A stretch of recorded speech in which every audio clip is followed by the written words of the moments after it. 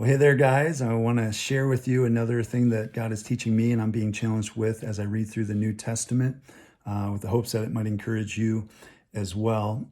As I mentioned yesterday, I'm reading one passage of scripture from Matthew through Acts, as well as another passage of scripture from Romans through Revelation. And so, since yesterday I talked about Matthew, today I thought I'd talk about Romans chapter 1, verses 8 through 15, if you want to read that section. I won't get into all that section, but there are two verses that I thought I'd share with you. And this is Paul writing to a church in Rome. And many people have thought that this letter is a missionary letter because he wants to go preach the gospel, the good news of Jesus Christ to the people in Spain.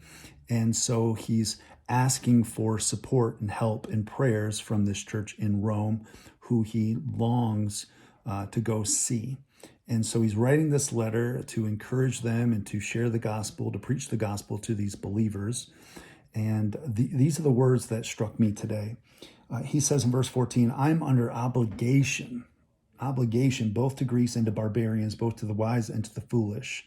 So I am eager to preach the gospel to you also who are in Rome. He's looking at this gospel that he has in his hand that's changed his life. And he's like, I got to share this. I mean, I've been entrusted with the greatest news in the history of the world. I've not only do I have to share it, I want to share it.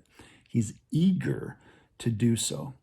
That's typically what happens when you have experienced the best news possible. When you've had a great day, what do you naturally want to do? You want to go home and share that news with your spouse or your family or your loved ones.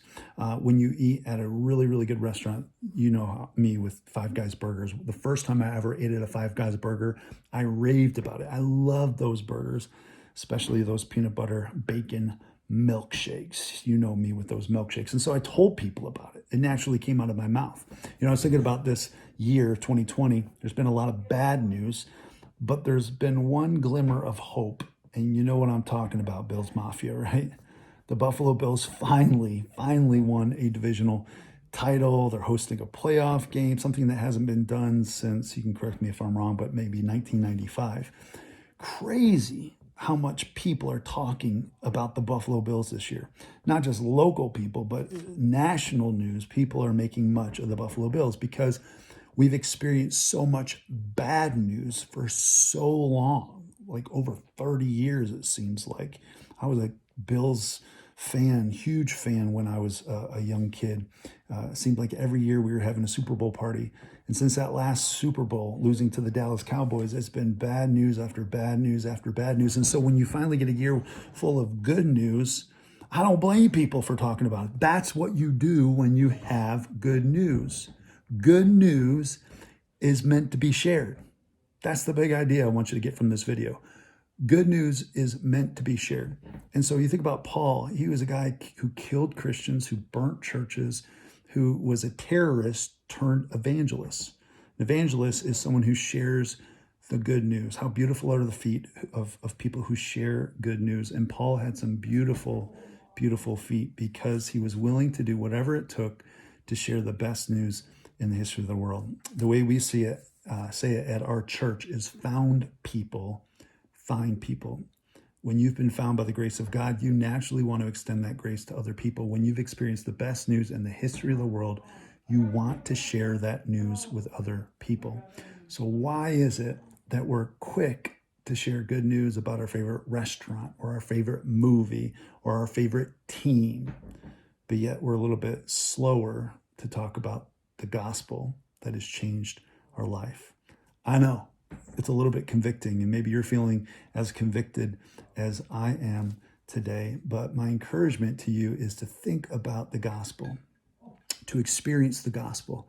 What's so interesting about the book of Romans, as Paul talks about this gospel that he's eager to share with this church, is that these people of this church were already believers. A lot of times we think about gospel, this good news of salvation being shared with people who are not yet Christians. And that's certainly important too. But this is a reminder that we all need the gospel preached to us. If you've been a Christian for 30 years, you still need the gospel. The gospel is past, it's present, and it's future. The gospel has saved you from the penalty of sin. The gospel is saving you from the power of sin, and the gospel will save you from the presence of sin at the final judgment. And so it's an ongoing process where we need to continually discover the implications of the gospel and preach to ourselves, because this is good news for us. And so my hope is that if you are a believer, if you're trying to learn more about the Bible and apply it to your life, that you'll keep digging in and you'll keep discovering who Jesus is, because when you discover him anew, when you have a fresh experience with him, you'll want to share that experience with other people. Why is it that people are talking about the Buffalo Bills this year? It's because they have a fresh experience with the Buffalo Bills this year. When we don't have fresh experiences with God and what he's doing in our life, we won't talk about him. But when we do, when we're in his word and we're learning how it applies to our lives, we'll want to share that good news with other people. So one of the things I'm doing to try to reinvigorate my experience with the Lord and remind myself of how faithful he's been is through a 5-year journal. We found this at Target this past summer, and I started to use it and then kind of got inconsistent. So I said, you know what, I'm going to save it till January 1st. And the way this works, if you've ever seen a 5-year journal, is you start with year 1, 2021, and then you'll go 5 years down. And each time you write in it, you'll get to see what God has done in your life. And so I'm writing 2 different things down. One, what I'm grateful for that day, and how I've experienced God that day. I'm looking out for how God is working, what God is teaching me, how God is moving. And I want to record that so that I can remember what God did.